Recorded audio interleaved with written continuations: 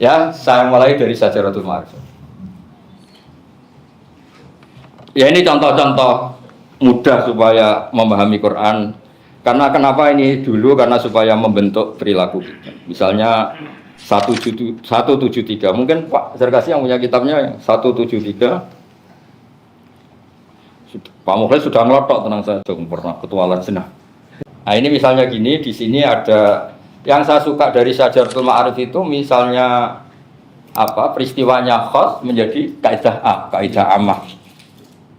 Ya jadi pakai alif itu diumumil lagi. Tapi ini aplikasinya. Misalnya contohnya faslun fi nafil ibad bi kullil bilad. Qala wa ta'ala wa ja'alani mubarakan aina ma kuntu. Jadi bikin kaidah orang itu hidup di mana saja harus bermanfaat pada orang lain. Beliau tahu kalau ini tentang Nabi Isa. Kalau Nabi cara ngetikan kan al bilad biladwa wal ibad ibadwa fa haitsu ma asabta khairan faqim.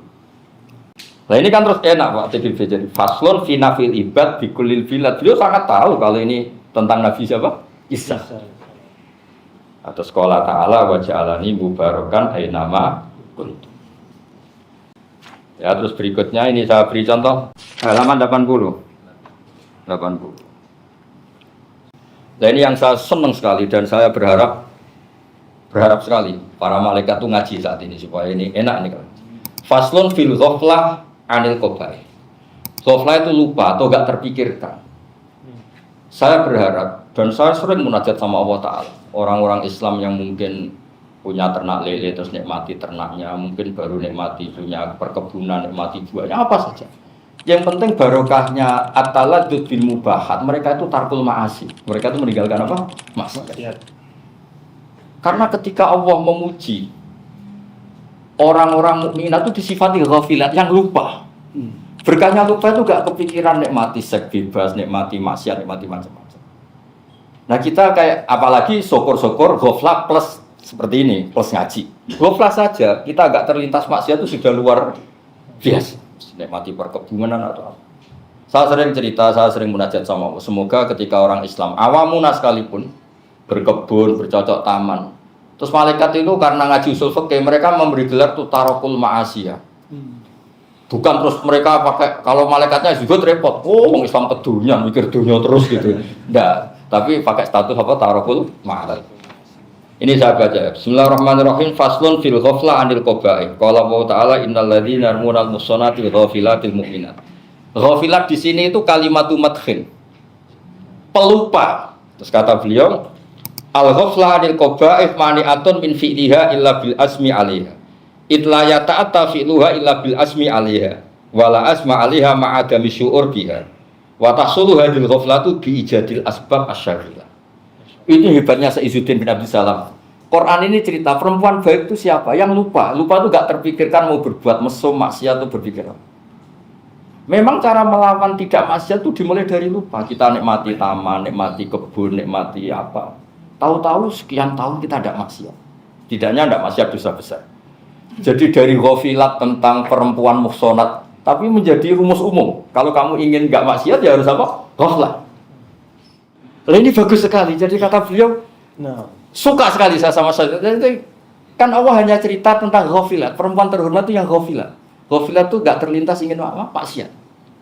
Tapi berkahnya itu ya akhirnya gak melakukan maksiat. Di mana-mana maksiat dimulai dari ingat. Ada target kalau bahasa kasarnya. Ya contoh gampang misalnya ini wa ma bi nikmati rabbika fahadits. Jakarta kayak apa? Jakarta orang tahu semua. Tapi ketika saya datang ke sini, bayangkan ketemu Pak Kures, ketemu Pak Mukhlis, ketemu Pak TGB, bayangkan nanti ngaji tafsir apa. Kan ghafilat, bahwa di Jakarta ya ada yang macam-macam itu. Berkahnya ghafilat ini, padahal ini tentang perempuan. Jadi kaidah umum, al-ghaflah anil qabaih mani'atun an fi'liha. Sudah enggak pakai tentang perempuan tadi, sudah pakai kaidah umum.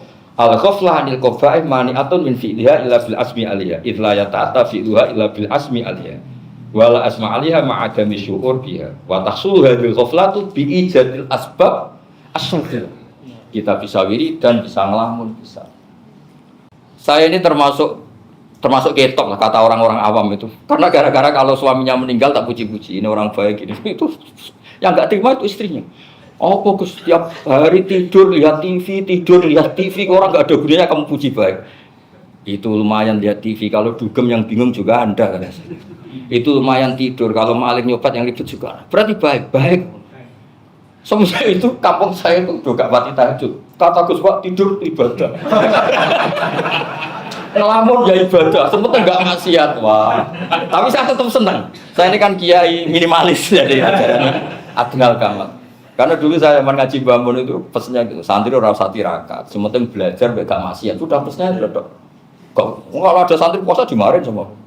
Sementing enggak maksiat gitu. Kata Mbah Mun, gak ono Imam Waqi ngandani Imam Syafi'i pakai tirakat gak ada. Syaqautu ila Waqi in suwasifi fa arsadani ila tarkil masih gak ada ila tirakat kata Mbah Mun. Biar ditasih beliau. Yang penting gak maksiat. Wa akhbaroni bi anna ilma nurun wa nur wa la yuhda li ahsis. Ya tapi terus ya agak resiko juga. Saya itu jarang lihat santri saya sholat qobliyah tadi. Saya bilang ke santri saya, kamu kok persis kiaimu gitu. Wah, ya sudahlah. Pak TGP semoga nggak dengar itu karena beliau mursyid thariqah harus banyak wiridan. Bisa dihadiri kalau nggak wiridan. Nah syukur-syukur ya ghaflah plus wiridan, tapi sudahlah ghaflah dulu lah. Wong di sini tentang ghaflah. Terus sekarang yang ketiga Pak Fajar itu. Yang ketiga ini agak serius masalah 261. Nah, ini yang sering dilakukan Mbak Maimun, juga dilakukan Pak Kures, Mbah Mus, tokoh-tokoh Indonesia itu hati-hati sekali kalau bersikap meskipun tasalluf fiddin, meskipun keras kokoh berprinsip dalam agama, tapi faslun fi saddi dzara'i isyarri. Itu jelas ayatnya tentang wala tasubbul ladzina yad'una min dunillah fayasubbu wa adwam bil ghairi ilm. Jadi dulu awal-awal sahabat Islam, saking semangatnya berislam itu dengan cara memaki-maki apa? Berhala. Untuk menunjukkan semangat berislam. Karena yang dihujat adalah ma'buduhum, terus mereka balas, terus kata Allah bilang, loh kamu yang menghina korbannya saya. Kalau menghina orang kafir jangan gitu korbannya saya. Karena kamu menghina ma'buduhum, akhirnya ma'buduhum ya dihina, rupanya saya ini kata Allah. Turun ayat wala tasub. Tapi sama Saizuddin itu enggak dipakai tentang sabbul alihah atau sabbul asnam, tapi tentang dzara'i.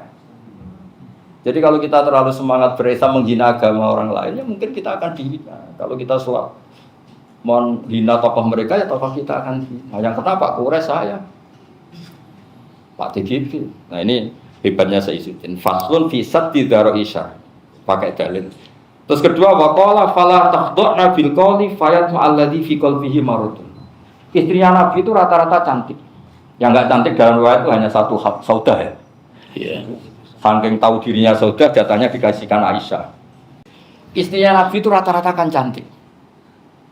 Sopan itu kan mesti makmurun fi kulli halah. Namanya sopan itu baik. Tapi kalau taruhannya itu hal-hal yang negatif, sopan itu enggak penting. Makanya orang-orang cantik itu disunatkan agak-agak sopan. Karena sopan bagi untuk lelaki yang hidung belang itu dikira mau.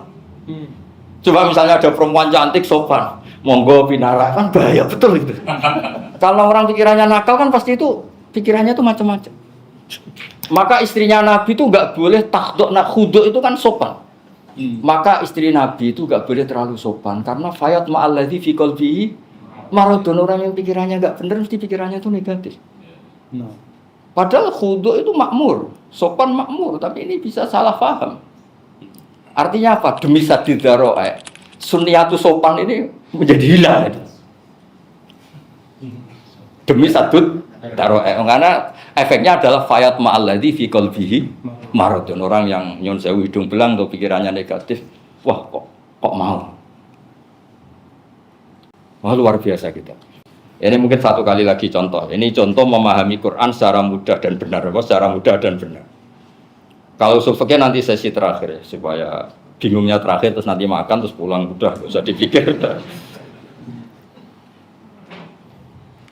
Saya ini pede bukan karena sombong, saya suka dulu. Mungkin Nabi Quraisy kemarin saya minta baca, saya ngasih video dulu. Saya itu termasuk santri yang sering baca kitab depan Mbah Mun. Makanya saya tahu kalau saya agak goblok-goblok banget karena saya baca hampir nggak pernah disalahkan itu. Jadi dulu Quraisy itu belajar sendiri, ternyata baca kitabnya Mbah Mun sama. Kalau nggak sama 50% berarti pinternya 50%. Kalau sama 100% ya pinternya sudah 100. Itu kata Basal. Jadi kalau ternyata hak saya ini benar terus. Ya, makanya saya yakin kalau saya alim kata Gus. Ya bahasa yang dulu Islam itu. Ya jadi anak-anak BK bisa gitu belajar sendiri yang mau ngaji nanti tinggal nyocokkan itu. Keputusan Anda rofa ini bener gak? Ternyata ada baca rofa, gurunya baca jer. Pas ada baca jer, gurunya baca jazm. Kok jauh sekali? Loh itu kisah nyata. Saya itu pernah Kures ditanya orang, Gus maknanya lam tarjiman itu apa? Apa lam tarjiman? Iya. Saya katanya orang banyak pinter gak tahu. Bareng tak dulu kitabnya bab set lam tarodaman, tapi dia bacanya sekali lam tarjiman. Yang pusing saya. Apa? Tak cari lam tarjiman apa? Jadi kenangan-kenangan gitu banyak. Tadi apa? Yang apa? Tasawuf. At-tasawuf fi dinillah 63. At-tasawuf itu kokoh. Kalau kita punya keyakinan benar, terutama masalah akidah, kita harus kokoh. Enggak boleh goyang. Itu Saizuddin segampang itu bilang faslun fit tasawuf fi dinillah. Terus beliau beristidlal qala wa ta'ala wa lastaghfirannaka alladziina la yuqinun, terus cerita tentang Saharatu Fir'aun yang iman ketika diancam Fir'aun lan nu'dziruka ala ma ja'ana minal bayyinat. Saya tidak akan memenangkan engkau Fir'aun mengalahkan apa yang dalam keyakinan saya setelah ma ja'ana minal. Itu kan jelas qissatun khosoh yaitu Saharatu Fir'aun kemudian menjadi kaidah umum at-tasallub fi dinillah. Segampang itu beliau istidlal. Ya ini sesi pertama selesai pakai kitab Shajaratul Ma'arif. Nanti sesi kedua pakai kitab apa? Moga mungkin Abi karena seperempat sebut. Urus aja dengan itu. Bismillahirrahmanirrahim. Itu ada ungkapan dalam bahasa Arab. La itra ba'da arus. Parfum itu bagus. Parfum yang dipakai pengantin itulah yang paling bagus. Tidak perlu lagi pakai pengantin. Parfum yang lain setelah pakai Parfum pengantinnya. Harus kita ini. Jadi kalau saya mau bicara, saya hanya ingin mengomentari. Yang pertama dulu, tadi dikatakan oleh Pak Mukhlis, kita ingin tadabbur dari mereka. Fala yatadabbaruna al-Qur'an am 'ala qulubin aqfalha. Yang digarisbawahi oleh ayat ini bahwa tadabbur itu harus dengan qalb ayat. Jadi kalau Anda mau tadabbur hanya dengan fikiran, belum tentu benar. Orang harus bertadabbur dengan menggunakan hati. Lahum qulubun la yafqahuna, bukan la yafhamuna. Ada perbedaan antara fikih dengan fahm. Fikih itu adalah pengetahuan yang mendalam. Walau la nafar min kulli firqatin minhum yatafaqahu fid din. Bukan sekedar menggunakan nalar. Walaupun nalar diperlukan, tetapi buka hati. Dan menarik, ayat itu menyebutkan ala qulubin aqfaluha. Sudah tergembok, tapi kuncinya masih ada di situ. Yang susah kalau tergembok, kuncinya hilang. Ini nanti terus kalau kita bicara tadabbur itu panjang sekali uraian menyangkut tadabbur. Tetapi yang jelas Al-Quran menggunakan aneka kata dalam konteks perintahnya kepada umat manusia yang berkaitan dengan Al-Quran. Kita ambil yang pertama, Iqra. Faqra'u ma tayassara dalam Quran. Ada perintah Iqra. Ada lagi perintah yang lain, Utlu. Utlu ma uhiya ilaika min rabbik. Ya kan? Ada apa lagi? Warattilil Quran. Ya kan? Ada bermacam-macam. Semua yang diperintahkan itu baik, tetapi masing-masing punya penekanan tertentu. Kalau Iqra itu walau satu huruf, ada baca nun satu pahala, maka harfan ini kita pilih. Ada lagi utlu, tilawah itu terambil dari akar kata yang berarti mengikuti. Karena itu membaca satu huruf bukan tilawah, harus kalimat. Dan di samping itu tilawah itu harus diikuti dengan pengamalan. Kalau Anda cuma baca, mengerti, tidak mengamalkan, karena tilawah harus diikuti dengan pengamalan. Dari sini, untuk memahaminya itu, lahirlah kaedah-kaedah tafsir. Karena tidak mungkin saya paham tanpa kaedah. Anak ulama merumuskan kaedah-kaedah. Bukan Nabi yang merumuskan. Ulama yang merumuskan. Imam Suyuti itu rumusannya banyak dan menakutkan. Iya kan? Iya. Saya dulu waktu mengajar masih di Makassar itu, ini terlalu repot ini Pak, banyak sekali gimana. Saya bilang, pertama Anda harus bedakan antara penafsir dan penjelas yang Anda berikan menyangkut tafsir. Saya ingat waktu saya di Mesir, itu guru saya, ahli memang dia Ustadzul Jil. Kita di Indonesia dulu itu mengajar tafsir Al-Maraghi ya. Al-Maraghi. Tafsir Al-Maraghi. Itu guru saya Syekh Al-Kuni. Dia bilang Al-Maraghi itu bukan mufassir. Dia itu menyalin, menyampaikan tafsirnya ulama. Jadi saya ini bukan mufassir, saya sampaikan ini begini, ini itu bukan pendapat saya. Ya kan? Jadi sudah harus dibedakan. Nah, maka lahir kaedah-kaedah ini. Waktu lahir kaedah-kaedah tafsir itu, saya kembali lagi menakutkan.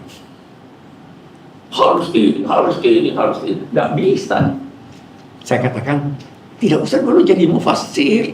Jadilah orang yang paham tafsir, menjelaskan tafsir berdasarkan penjelasan ulama-ulama tafsir.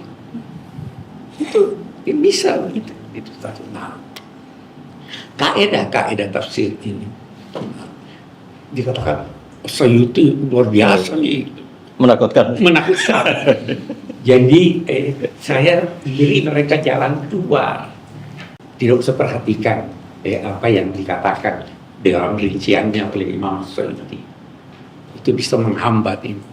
Hindari saja sebab-sebab kesalahan. Pelajari apa yang menjadikan orang salah. Hindari itu, silakan. Kenapa seorang salah? Dia tidak ngerti bahasa Arab. Hindari itu. Dia tidak ngerti nahwu. Tapi ngerti prospeknya dalil. Iya, kita hindari. Gak ngerti tapi ngerti prospeknya dalil. Tadi beri contoh soal Al-Quran kalamullah. Tapi sewaktu saya baca tadi yang contohnya Isbah itu, Ya karena butuh. ya karena buruh. Saya mau beri contoh lain. Siapa yang lebih besar, lebih berbahaya godaannya, perempuan atau setan? Ini Rois Am istiqomah gimana? Gimana jawab aja kamu? Ini membandingkan bukan dalam perbandingan yang wajar. Ketika Allah berfirman, Inna kaidah syaitani dhaif, itu diucapkan, difirmankan oleh Allah. Allah pemilik firman itu yang berbicara tentang orang-orang beriman. Tetapi Inna kaidakunna azim itu ucapan seorang suami yang dikhianati oleh walaupun itu kalam Allah dikurangkan. Jadi ini pemahaman. Terus ada hal lain saya mau singgung. Apa yang Anda fahami dari Al-Quran bisa Anda tarik dari kosakata Al-Quran itu, bisa juga Anda tarik dari kesan Anda menyangkut kalimat itu. Kalau dari kosakatanya, di sini ada problem. Anda harus paham apa makna kosakata itu pada masa turunnya Al-Quran. Bukan makna kosakata itu sekarang. Ya. Faltaqatahu ba'du sayyara. Ya. Apa arti sayyara? Fajaat sayyaratun arsalu Sayyara mobil. Oh, itu diangkut. Itu kafir. Karena itu penggunaannya seperti itu. Kalau tidak, salah. Dari sini lahir syarat harus paham bahasa Arab, bukan sekedar paham bahasa Arab, tapi paham penggunaan Al-Quran terhadap kosakata itu. Karena tidak jarang Al-Quran mengubah makna semantik dari kata. Syarat, kalau tidak salah. Apa arti karam? Itu Al-Quran ubah makna karam. Inna akramakum indallahi atqakum. Ya, sudah berubah. Apa arti salat? Doa. Sudah diubah. Ini kaidah mutlak tanpa Anda ketahui itu tidak. Nah, kemudian kita lihat kalau kita bicara dari segi bahasa, satu kata bisa mempunyai makna yang berbeda sesuai dengan pengucapan Anda. Bisa makna yang berbeda sesuai dengan di mana Anda berhenti. Kalau tidak salah. Itu dulu saya ingat saya waktu di pesantren. Allah yarham saya. Dia bilang, kamu kalau mau baca kitab macam-macam pendapat. Sampai dia singgung itu, wa mastafatna min umrina mastafatna min bahthina tula umrina illa an jama'na fihi qila wa qala. Ini berkata begini, itu berkata begini, ini berkata begini. Iya kan? Bisa beda-beda. Ini benar menurut saya. Itu benar menurut Anda. Itu kisah guru saya, dia katakan begini, ada satu anak pandai sekali, orang tuanya tidak ngerti apa-apa. Satu ketika orang tuanya datang ke masjid, anaknya menjelaskan, ini orang-orang anggap tentu bapaknya lebih hebat. Jadi kata anak, pokoknya Pak, kalau ada yang bertanya, jawab aja, fihi khilaf. Biar kelihatan pinter bacanya banyak ya. Ya, jadi banyak ada yang nakal. Terus dia tanya, afillahi syakul. Fihi khilaf. Dia jawab fihi khilaf. Anaknya pintar. Dia bilang memang fihi khilaf. Apa khilafnya? Itu yang pertama, al-istifham di sini takrir ya, ingkari. Syakun itu mubtada atau mubtada Ya, atau fa'il dari muta'alaqnya huruf jar. Muta'alaq dengan jadi perbedaan itu ada. Kita kalau mau bijaksana, biarlah perbedaan itu ada semakin selama ada dasarnya. Saya boleh menyimpang sedikit. Ya. Jilbab wajib. Ada nggak pendapat? Saya lagi tulis buku. Ya. Di dalam buku itu saya cantumkan ulama-ulama besar Mesir yang keluarganya tidak pakai jilbab. Ada pendapat atau tidak? Silakan yang mau ini begini. Nah, anjing boleh pelihara anjing atau tidak? Khilaf. Tapi kalau mursyid tetap nggak boleh. Mursyid. Ya, itu terserah. Anda boleh berkata. Saya cerita, anak saya dokter, spesialis kulit ke Amerika 5 tahun. kembali, Abi, saya mau pelihara anjing. Ibunya bilang, nggak boleh makan anjing. Saya bilang, boleh, mazhab Malik membolehkan. Boleh enggak? Boleh. Kita di PSK mau begitu. Mau fi khilaf, saya nggak mau miara anjing. Saya tidak pelihara anjing. Mau fi khilaf. Saya bisa toleransi. Saya toleransi Pak Harun Nasution. Ya kan? Ya, Jadi memahami Al-Quran bisa beda-beda. Kita mau memahami sesuai dengan akal dan hati kita, dan kalau kita kaitkan dengan hati, itu adalah nurani Anda. Ya kan? Jika tas'alu anil bir, al-birru ma'anna ilaihin nafs, ma'anna ilaihin qalb. Karena Al-Quran hammalatun lil wujud, bisa macam-macam arti.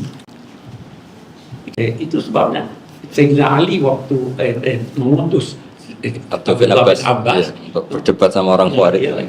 itu la tujadilhum bil Quran. Fa inna lahu wujud. Jadi untuk menghindari kesalahan itu lahirlah kaidah-kaidah.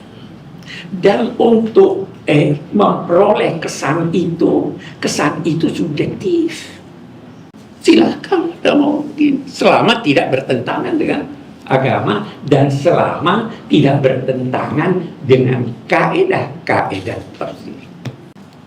Di kaidah tafsir mana? Boleh jadi dulu ditekankan, sekarang tidak perlu ditekankan. Saya tidak sepakat lagi tuh dengan syarat sihhatul aqidah. Boleh tidak orang non muslim benar pemahamannya terhadap Al-Quran? Kalau benar bisa. Jadi kaidah-kaidah yang dirumuskan ini terbuka untuk kita tambah atau kita kurang.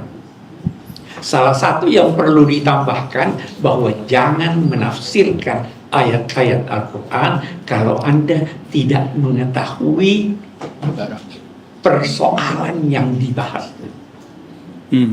Jangan bahas tafsirnya ayat-ayat astronomi Anda ngerti astronomi. Itu perlu kaidah itu. Kalau tidak, semua ngomong. Yang terpenting dari semua itu adalah qalb, hati Anda. Hati Anda percaya bahwa ini adalah firman Allah.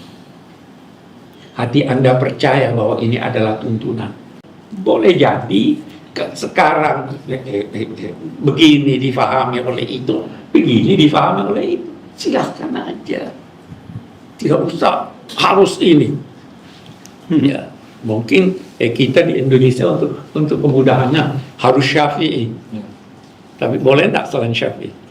Boleh. Asal Ahlus Sunnah wal Jamaah. Asal Ahlus Sunnah wal Jamaah. Kalau tidak mendukung boleh jadi Abu Hanifah. Nah. Kalau dia ini pasti Abu Hanifah.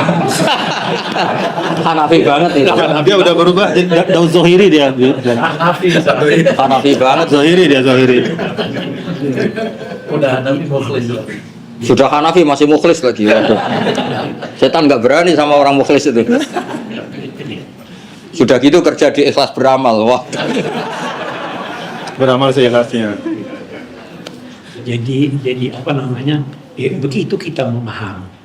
Dan saya selalu berkata, kuncinya menurut saya bersahabatlah. Kalau Anda tidak bersahabat, dia tidak berikan Anda. Iqra bismi rabbik. Ingat itu, bismi rabbik.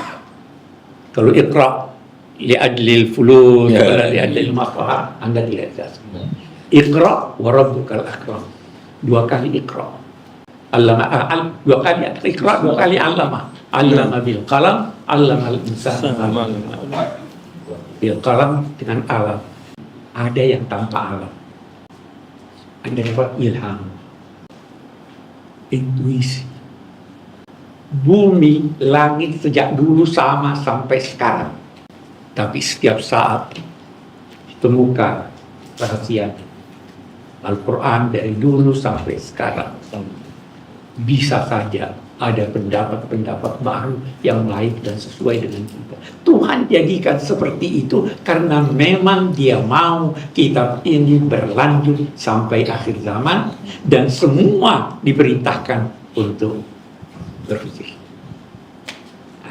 Tapi berpikir dengan syarat-syarat. Saya kira itu. Jadi apa yang diterangkan Gus Baha tadi itu mutlak. Tapi bisa kita beda pendapat. Kalau Anda mau mempertahankan cuma ini yang benar, ini atau itu, nggak bisa. Dan kita mau membumikan Al-Quran itu buat PSI di tengah masyarakat plural. Ada yang begini, ada yang itu, ada yang semua bisa benar. Yang penting wala tasubul ladzina yad'una min dunillah fa yasubullah.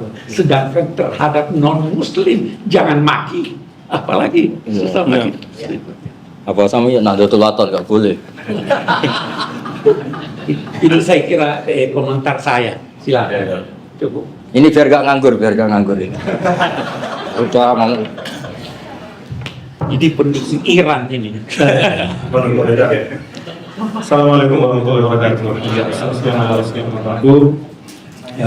Di Quraisy yang sama-sama kita muliakan, Subha, Syekh Dr. Mukhlis dan para ulama dan semua hadir di sini, alhamdulillah.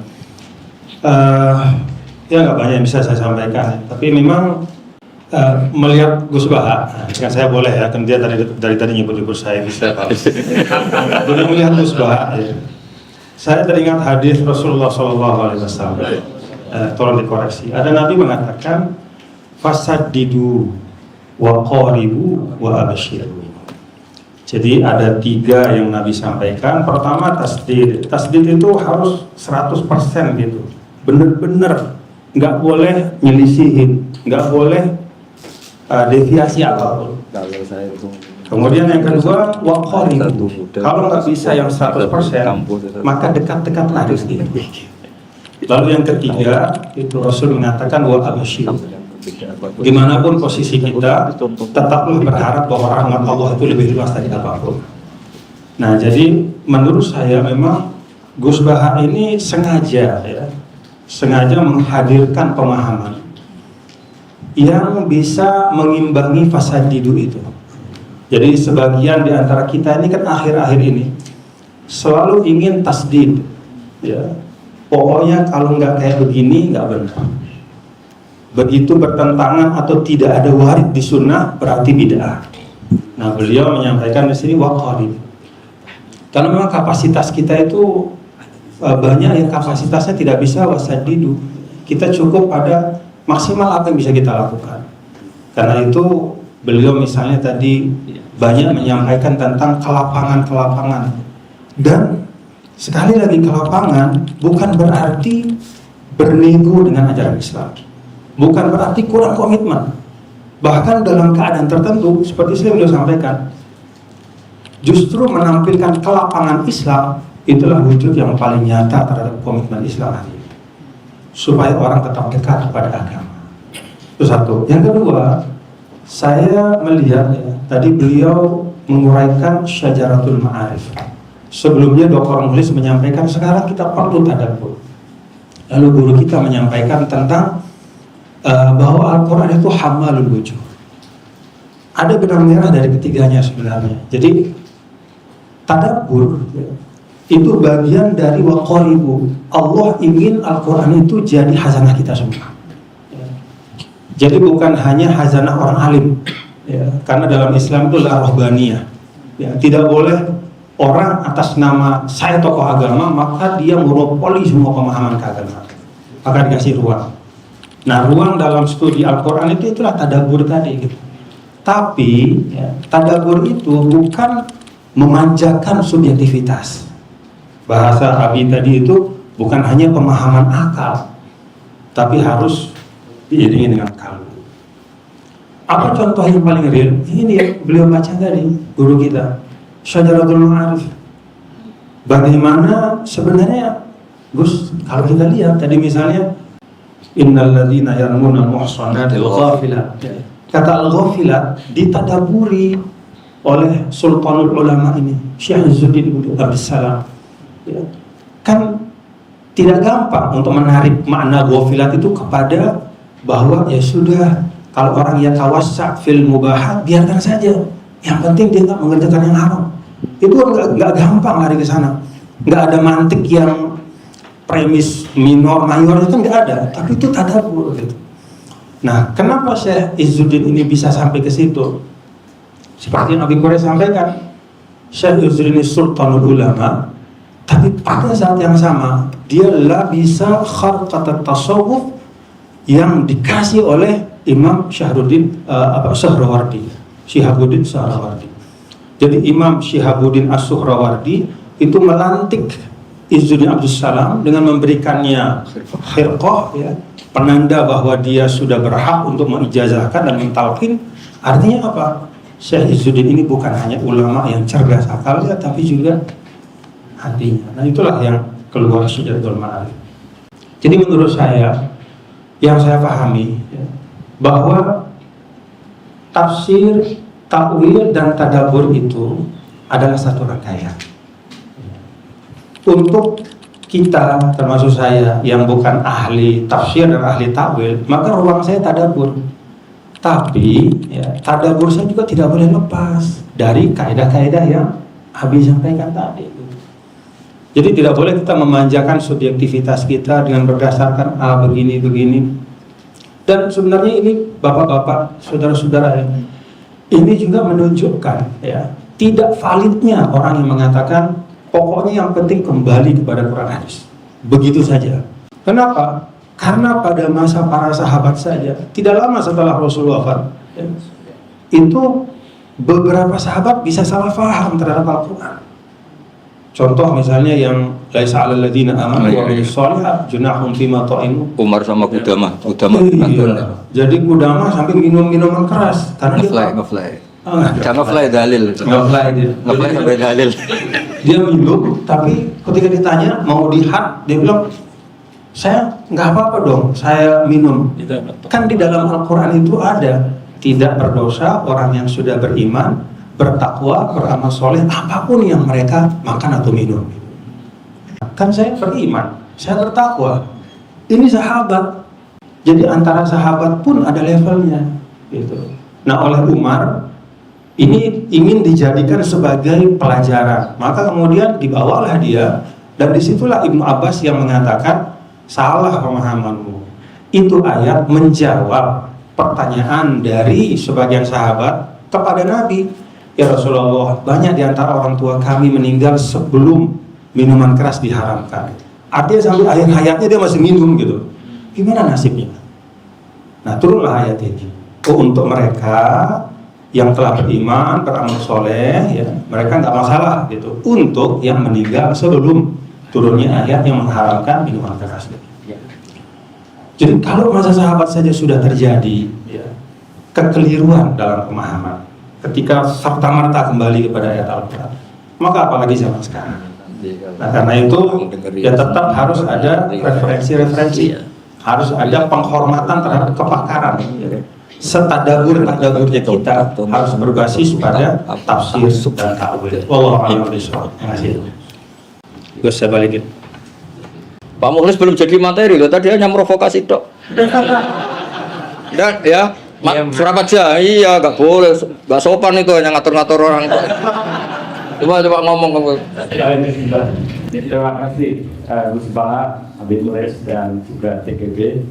Yang saya kira kalau kita perhatikan tadi ya, dari awal paparan Gus Baha, walaupun tadi kesana kemari dan kemudian membaca kita Syajaratul Ma'arif, tadi kalau kita pahami ya bahwa ini semakin menegaskan pentingnya kita untuk melakukan tadabbur atau pemahaman Al-Quran yang berdasarkan pada kaidah-kaidah yang sudah dirumuskan para ulama.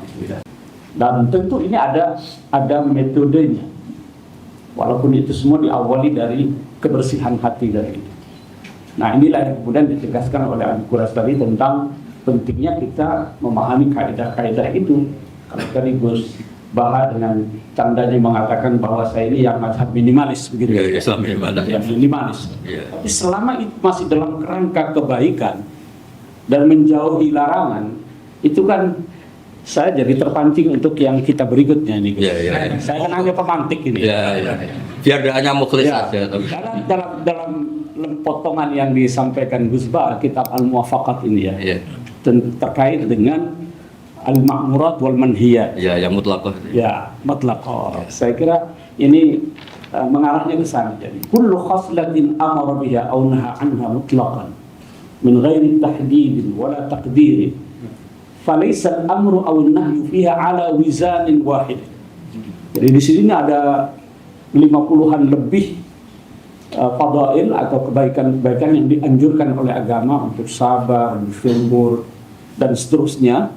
Itu ternyata tidak setiap orang bisa beda-beda kan gitu ya. Jadi tidak bisa diseragamkan bentuknya harus begini. Ada mungkin yang minimalis tadi itu. Iya. Ada yang apa namanya yang Menakutkan tadi kayak Imam Suyuti itu menakutkan. Nah, itu dia. Jadi yang maksimal kayak Imam Suyuti ya. Ya. Nah, madhab yang agak ringan ya ada. Tidak bisa kita seragamkan. Ini menarik ya. Ala wizanin wahidin fi kulli fardin min afrodiha. Karena bentuk-bentuk ihsan, bentuk-bentuk adil itu banyak sekali. Nah, ada orang yang bisanya bagian ini saja, silahkan.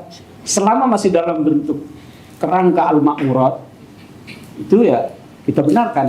Nah ini tadi saya kira sejalan dengan madhab PSI ya, yang artinya kita memberikan orang keluasan untuk menjalankan Khilaf tadi ya. Kalau ditanya selama ada dasarnya, selama masih dalam kerangka al-ma'murat tadi, diperintah oleh Tuhan itu. Dan memang ini di lembaran yang lainnya lagi Gus Baha menyampaikan kepada kita nanti. Jadi kalau dia itu ala umum wa itlaq fi kulli syai' wa ala kulli itu bihasabi kulli maqam. Jadi berdasarkan maqamnya masing-masing. Itu punya maqam yang berbeda-beda. Wa ala ma tu'tihi syawahidul ahwal fi kulli mawdi'. Tergantung sikonnya. Bisa jadi orang Jawa Tengah, orang Rembang beda sama orang Jakarta. Gitu kan. Kalau orang Rembang ikhlas betul. Ikhlasnya orang Jakarta yang ikhlas orang Hanafi. Jadi syawahidul ahwalnya itu berbeda. Jadi la ala wizanin wahid, nggak bisa diseragamkan. Jadi ini membuat kita beragama menjadi mudah. Dan itu yang diinginkan PSI dulu sebenarnya. Saya kira saya tugas saya terus kurang saja. Dan Iya. ini kita ada sesinya nanti masih akan berlanjut setelah zuhur. Masifkan semua orang. Di sesi pertama ini pukul 9 sampai 11 karena Gus Baha ini baru datang tadi pagi gitu ya. Saya tahu sampai jam 11. Nanti rehat-rehat dulu. Katanya zuhur mulai lagi gitu Gus ya. Enggak tahu. Oh gitu. Yang perlu istirahat tapi resto yang lainnya enggak usah. Atau mau dilanjutkan terus monggo. Kita serahkan sepenuhnya kepada Gus Baha.